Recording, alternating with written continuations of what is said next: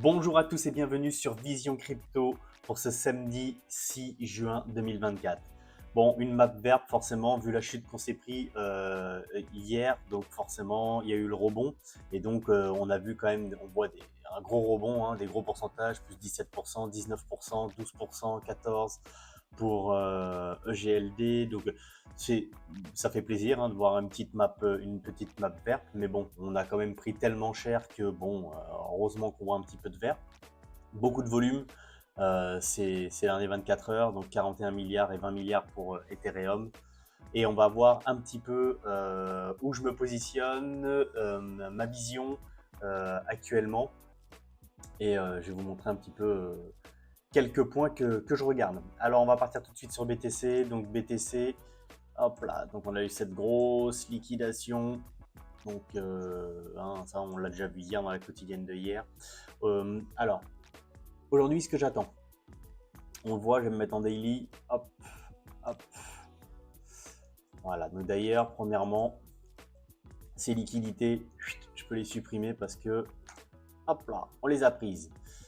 Maintenant ce que j'attends, j'aimerais bien qu'on réintègre ici. Pour le moment, on n'a pas réintégré, vous voyez. On est encore en dessous.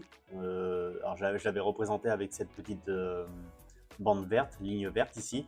J'aimerais bien qu'on réintègre. Ici, on est toujours dessous. Deuxièmement, en plus, on n'a pas été complètement dans la RLZ short. Hop là, je me remets en 1 heure. Vous voyez, on a été juste au tout début. J'aurais bien voulu qu'on rentre vraiment et qu'on ait soit un vrai rejet franc ou alors une cassure par la hausse et une structure par-dessus. Donc voilà les scénarios que j'aimerais voir. Attention, c'est ce que j'aimerais, c'est pas ce qui va se passer. Donc vous voyez, là on fait ça. Là j'aimerais bien voir un petit truc un petit peu comme ça. Et un gros W comme ça, avec un pullback et on part. Donc ça serait hyper bullish. C'est-à-dire, hop là. Si on voit quelque chose, une structure, ça c'est ce que vraiment j'aimerais voir. Hein. Donc c'est-à-dire on se fait un petit peu rejeter, même si on n'est pas vraiment rentré dans les RLZ. Là on casse, on réintègre plutôt, on réintègre le range. C'est ce que j'aimerais. On réintègre. Hop, hop.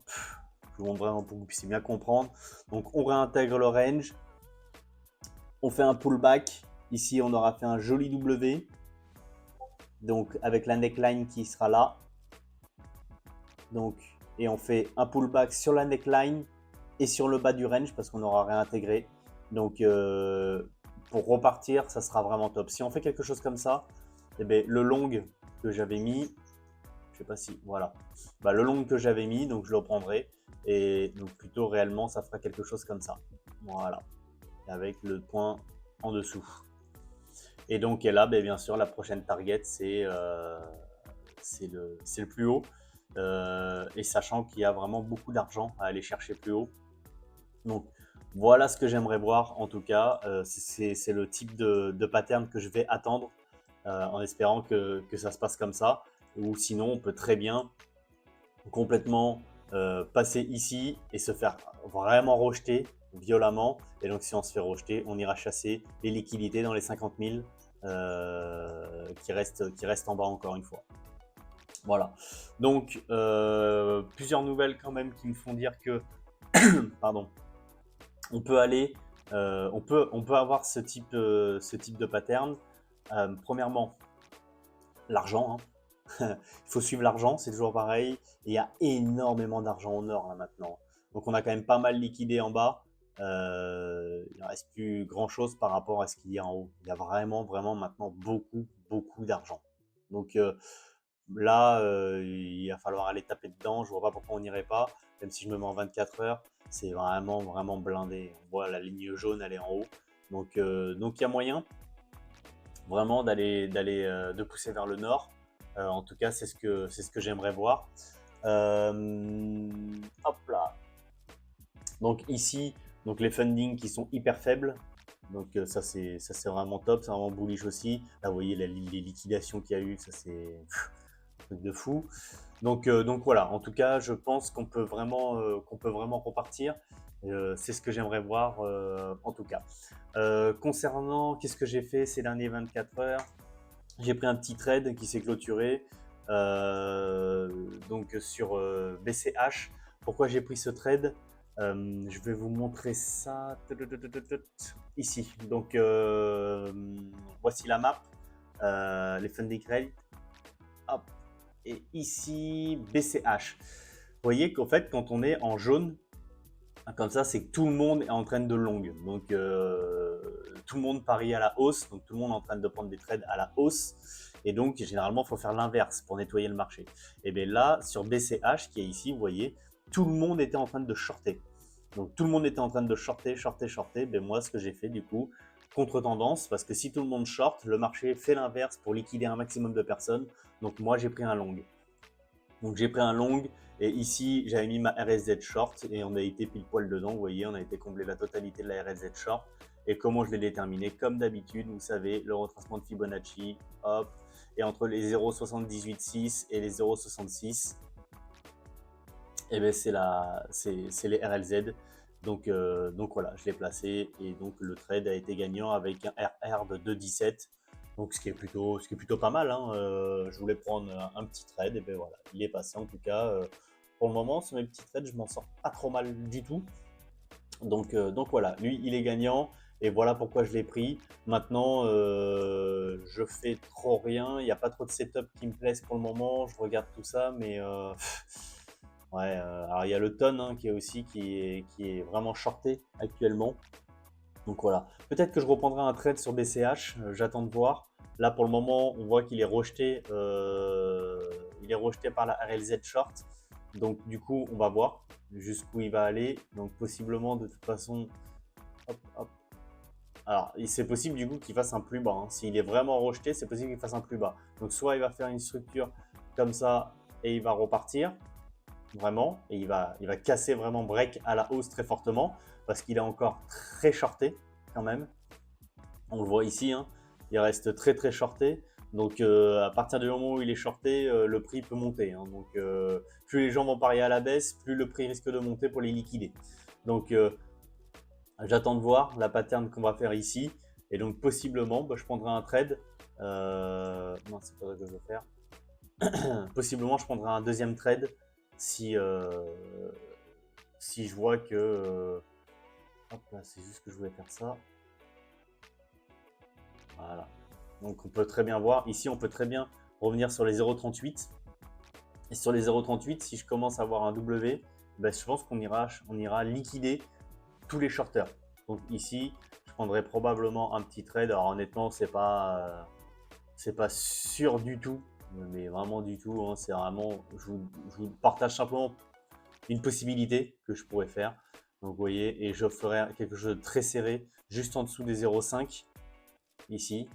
Et j'irai chercher les liquidités qui sont au-dessus là. Voilà. Donc au départ, j'aurais bien voulu aller chasser juste les liquidités qui sont ici. C'est quelque chose que je pourrais faire hein, parce qu'on aurait un RR quand même de 4,33 qui serait vraiment pas déconnant. Mais je pense que si on peut vraiment liquider tout le monde et faire vraiment une petite chasse, donc why not? Bon, en tout cas, voilà, pour le moment, rien n'est fait. Je vous explique ça à titre indicatif. Pour le moment, je fais rien du tout. En tout cas, mon trade a été gagnant, c'est tout ce que je souhaitais. Donc, au niveau des nouvelles, Justinson, donc lui, il est.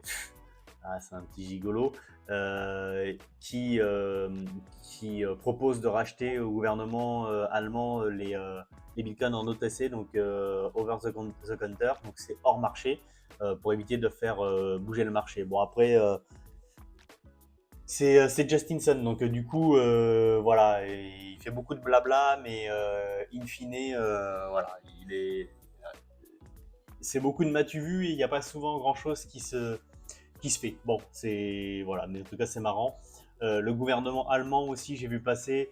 Il y a une députée ou je sais plus, quelqu'un du gouvernement là-bas, qui dit au contraire qu'il ne faut pas vendre les bitcoins et il faut les garder comme une réserve de valeur. Ah, je trouve ça plutôt intelligent, plutôt que de tout vendre. Donc en ce moment, on a quand même les ventes du gouvernement allemand qui mettent cette pression baissière et MT Gox, bien sûr, qui met cette pression baissière. Donc voilà, on va voir comment tout ça se passe, mais on a toujours ça qui nous pèse un petit peu dessus. Et donc voilà, c'est pour ça que je suis plutôt indécis et que je vais vraiment attendre de voir ce qui se passe sur BTC pour éventuellement rentrer. Mais en tout cas, j'aimerais beaucoup, beaucoup rentrer ici. Si on pouvait avoir quelque chose comme ça serait incroyable. Au niveau de ETH, on en est où?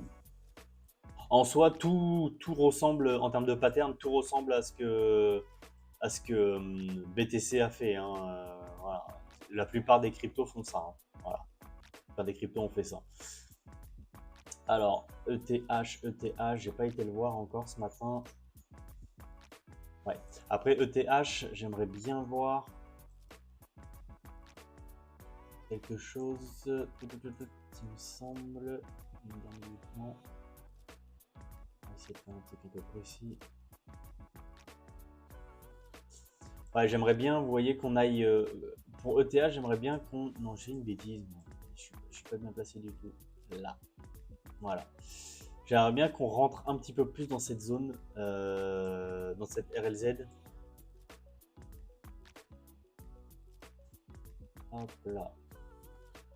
Ici. En même temps, comme ça, vous voyez comment je place les RLZ. Voilà. Donc j'aimerais bien qu'on rentre vraiment. J'aimerais bien faire une dernière petite jambe baissière. Enfin, voilà ce que j'aimerais voir. Ici, est-ce qu'on y est passé? Voyez, on a chassé un tout petit peu les liquidités qui sont en dessous, mais je pense qu'on en a encore d'autres. Je le fais en direct avec vous, hein, comme ça au moins ça permet de voir un petit peu ce que je fais, comment je peux étudier un petit peu tous les graphiques. Ah ouais, non. Ah non, non, non. ETH, on va descendre, hein. Ah ouais, ETH, regardez la liquidité qu'il y a en dessous. Et là même jusqu'ici, de toute façon, 2008, ça ramène où? Ah oui, non mais là, bah, pour moi, on va retourner ici. Enfin, je vois pas de raison pourquoi on n'y retournerait pas. Donc je pense que possiblement, regardez mon petit scénario, je pense. Hop, hop. Alors, vous voyez, je pense qu'on peut faire quelque chose comme ça. Donc là, vraiment revenir par exemple ici dans la RLZ, faire un premier rejet ici, et pendant cette chute-là, que ETH, lui, refasse cette chute ici. Je vais vous le dessiner. Donc, on fasse lui une chute ici pour aller récupérer toutes les liquidités et après potentiellement repartir. Ça serait vraiment dingue. Ça, c'est ce que j'aimerais vraiment voir. Parce que là, du coup, ça serait hyper bullish, quoi. Enfin, pareil, je prendrais un trade également. Au même titre que si on fait ça, ici on réintègre pullback et ici je prendrais mon trade, ben, comme indiqué, allez, il est où? Ici. Et bien sur ETH, honnêtement, je prendrais un trade exactement pareil. Hop. Position longue, si on fait ça, et ici qu'on réintègre, ici, là, hop, ça sera un trade. Donc là, je le placerai en dessous du précédent plus bas, hein. C'est-à-dire que si on descend jusqu'ici maximum, eh ben, je me placerai ici. Et après, on ira chasser les liquidités qui sont au nord. Donc ça ferait des trades vraiment incroyables. En tout cas, ça serait des swings, hein, donc sur plusieurs jours peut-être. Mais en tout cas, c'est ce que j'aimerais faire. Et ça serait vraiment bullish. J'aimerais vraiment voir ça.